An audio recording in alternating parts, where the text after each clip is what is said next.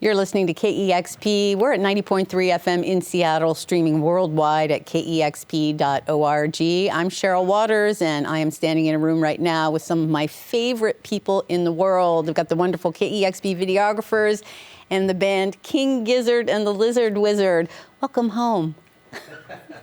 Cheryl. It's good to be back. It's so great to have you here, and I actually have to read this off a piece of paper because you released so many records. I can't even keep them straight. You're going to be playing some things from a brand new album out today, Ice, Death, Planets, Lungs, Mushrooms, and Lava. Correct. I cannot wait. I did get that right? You did. Yeah. I don't even know the name of the album. I know. Can anyone in the band actually name all the records? No. I got $100 right here for anyone who can do it. Well, you go if it's $100 you Probably take up the whole session. Exactly. Well, without further ado, live on KEXP, it's King Gizzard and the Lizard Wizard. Take it away.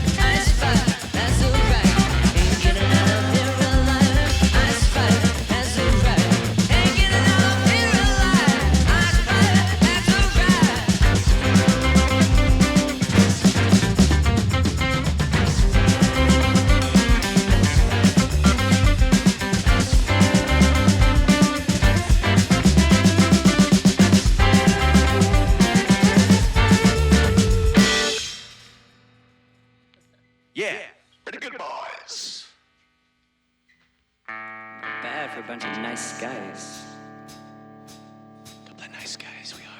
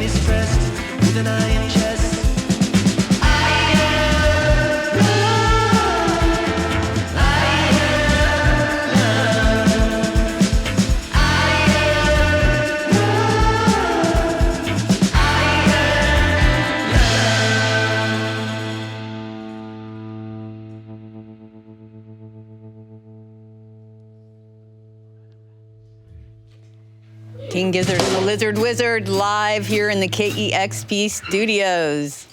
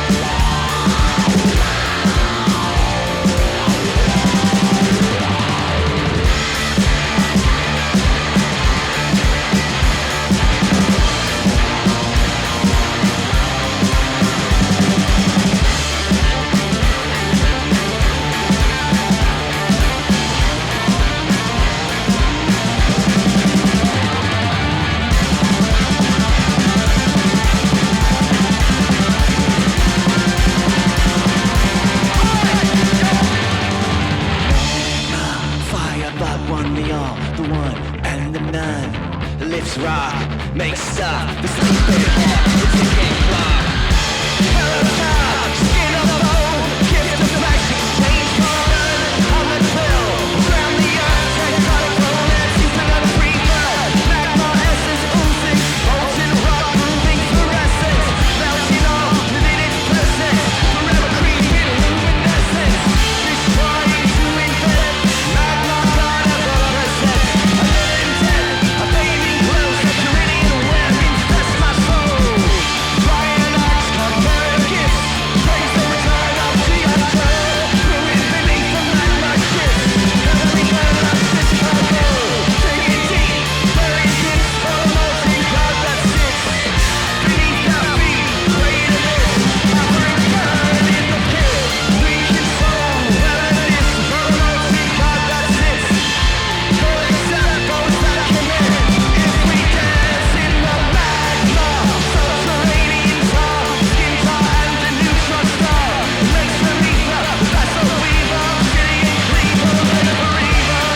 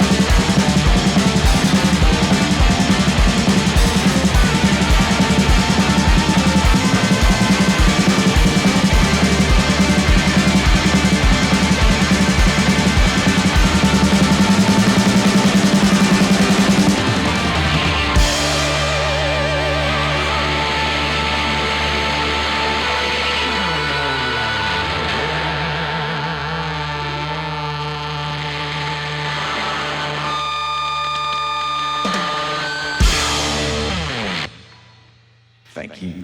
Hell yeah. Oh my gosh. Ice 5, Iron Lung, Magma, all from a brand new album out today. Ice Death, Planets, Lungs, Mushrooms, and Lava from King Gizzard and the Lizard Wizard. Oh my gosh, thank you so much. That was amazing. So great to have you back here. Thank you. Thanks. Very good to be Thanks, here. Cheryl. Thank you. Good job, fellas. Thanks for having us here. This is very fun for us as well.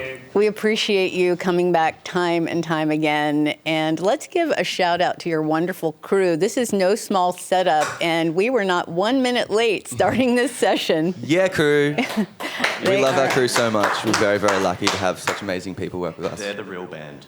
We're not actually playing, they're just doing everything. Yeah, we're just We're couple miming. cutouts. You know, you have surrounded yourself by people that have become like a family to you, and you've just carved your own path in so many ways, and you go counter to traditional record releases, and so far your label just seems to go along with it. They love you and they trust you, but the choices you've made have made you an iconic band and beloved by your fans. I mean, in 2017, releasing 5 albums, and then now again, you've done it again within 6 years, another 5 albums. And with 2 more records coming out this year, it's just sort of crazy. How much did the long period of lockdown contribute to this being another year where you've got 5 records coming out? Definitely somewhat. It meant we had more off time, less touring. We spent some just time like thinking, being pensive. Who are we? What are we doing? That sort of thing. We definitely wrote a lot of songs in lockdown. But I'd say for these, for the records that came out this year, they sort of were mostly about us getting back together and kind of represented us being a band in the old-fashioned sense again. Jamming, getting in a room together, making music, feeling each other's energy, improvising, that sort of thing. Yeah, you had to come up sort of with a different way to approach making music. You had to create little studios in your own homes and do a lot of stuff on your own. I mean, Yeah. did that sort of create a new way of making music? Obviously, you were so happy when you can get back in a room and jam together, but did that sort of infuse sort of a new way of doing things moving forward? Definitely. Yeah, I think it was. You can hear it on those albums that we did do via correspondence, and during the peak of the pandemic, it was good in a sense because it meant that Cavs, our drummer, and Ambrose and stuff who kind of never had done as much production work as say Stu or myself or Cook, kind of were forced to be autonomous, and learn how to record themselves.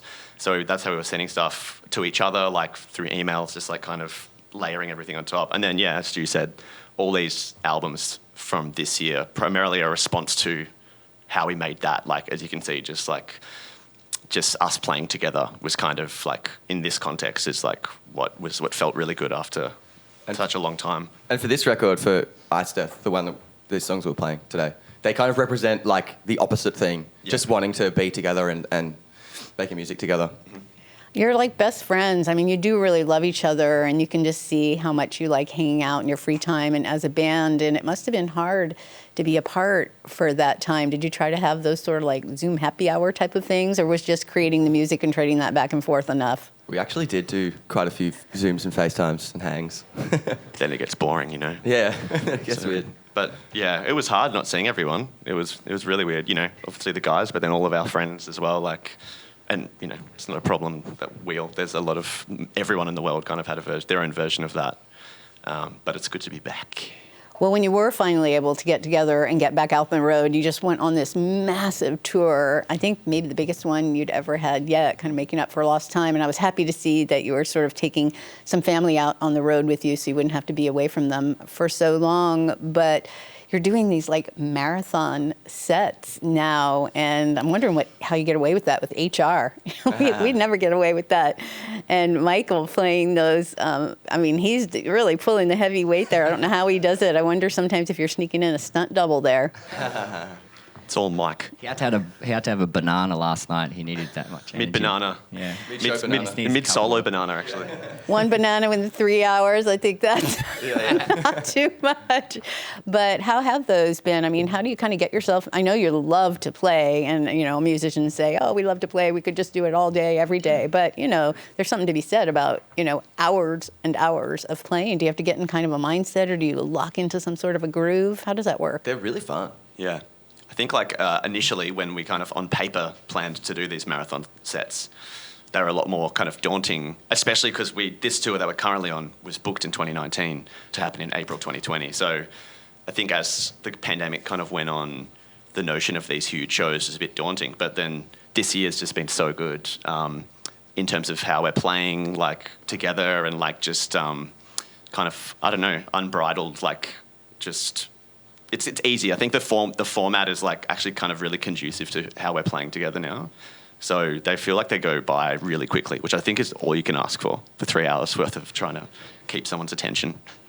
I know they go by quickly for the fans as well.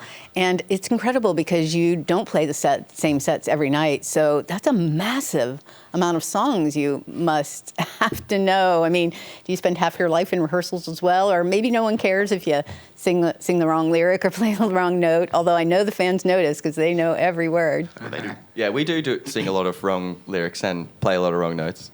But There's no wrong notes, isn't that what they say? Yeah, it's just jazz. Microtones. Where I think I'm at peace with that, and that is a kind of way of making music now. It's definitely a lot more invigorating for us to mix up the sets. Mm-hmm. We do have to do a sound check every day.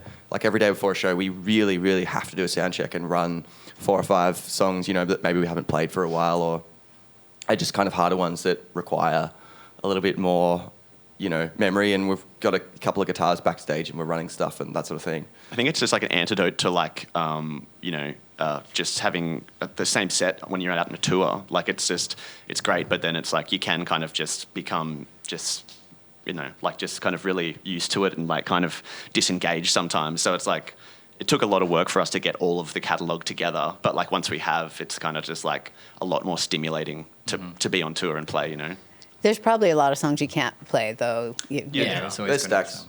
Yeah, I don't know how many songs we have, but we've been playing like a little over 100. That's kind of like, it's in the rotation at the moment. So it's a fair few to remember. That's amazing. Well, you've spent most of your lives as, adult lives as touring musicians. I mean, it's something you do. It's your business as much as you enjoy it. And living in Australia, you have to kind of go out for longer periods of time because it's so far to travel. And as you get older, I'm not calling any of you old, but you look wonderful, but you have to think about the longevity of how you do things and how you're going to take care of yourselves, like taking your family out on the tours with you so you're not away from them so long. But do you think about that now, like finding a way to take care of your mental and your physical health and make sure that you can do this for a long time? Yeah, we definitely do, and it's definitely something that we kind of have to think about now that we're a little bit, tiny little bit older. Yeah, I think like the big tour we did the start of the year was which was the longest we'd ever been out. That was just a response to not being able to tour during the pandemic. So I feel like from now going forward, it'll be fairly, chill, like just under a month or so, which is fine. But yeah, we'll try and keep active. There's do our thing. some kind of time threshold when you're on tour before you start going mad. Yeah. And I think it's like about 3 weeks. Yeah. And then you start going mad. I mean, you go went mad pretty at- mad last night. It was like 4 shows in. Yeah. I find that when I go on holiday, I always tried for years and years, especially when I was younger, to squeeze in as much as I could in the time I would get off from work because, I was paying for the plane ticket and I wanted to get, but I realized I got to a certain point always and there was nothing sort of gained beyond that. I was sort of ready to go home and I was still having a good time, but, as you do it for many years, you sort of figure out where's that point Yep. where Yeah. Totally. We've had a lot of good times. I can say that, so I'm pretty satisfied. Although it's always worth a nudge. many, many more good times ahead. Well, you're still very much a DIY band. I know a lot of you in the band sort of do different things to help keep the band moving forward. And I want to talk about sort of the fifth Beatle for a second. Jace is someone who does get a lot of love, but who has so many responsibilities in this band. Can we give him a little bit of love for a moment? Is he here somewhere? Yeah, he'll be hiding somewhere, probably in the toilet now. Jason! He's running. He's running away. Running away. Decades of collaboration with him. Yeah, we we couldn't love have done Jace. it without him. Yeah. He's the most deeply humble and but so crazily talented, and does the visuals and then does the albums, does the posters. He actually can do everything. He's a real Renaissance man. Yeah. Yeah. Maybe he's the one who's playing all the instruments too. Yeah, Yeah. definitely. Yeah. On a MIDI controller. In the toilet. Front of house. Yeah. Well, it's always so wonderful to see you, and I get so excited whenever you play. Actually, I was going to say in town, but in any show you play, because of how much love you've given to KEXP, I always get texts or Instagram messages from people who are at the show for the first time and thanking us for turning them on to you, and it always makes me so happy. And that my phone just starts lighting up, or my social media every time you play a show, and it's just so humbling to be spreading the love all around the world. So thank you so much for all you do and for all you've given to KEXP. Thank Thanks, you, Cheryl, and Cheryl. everyone else. Yeah. We really appreciate it. Yeah. Thank you so much. And we can't wait to see you next time. Have fun. And I know you got some great shows coming up and then heading home. And Yep. take care of yourselves. We're going to be seeing Ambrose in the not too distant future. And Cook coming Yeah, back. we'll be back. So always welcome here. Thank you so much. Thanks. Thanks, Cheryl. Ben. And speaking of our listeners, thank you all so much for supporting great sessions and discovery of bands like this. It's been many years that we've been championing King Gizzard and the Lizard Wizard, but I do remember when they were a brand new band to us, and we were so excited to help our listeners and ourselves discover them. So keep supporting great independent radio and stations like KEXP. You can find out more about us at kexp.org and subscribe to our YouTube channel. There's lots of great stuff to discover there. Once again, thanks to our good friends, King Gizzard and the Lizard Wizard, Cheers. Thank you, Thanks Cheryl. so much. live on KEXP Seattle. Discover new music at listener-powered KEXP.org.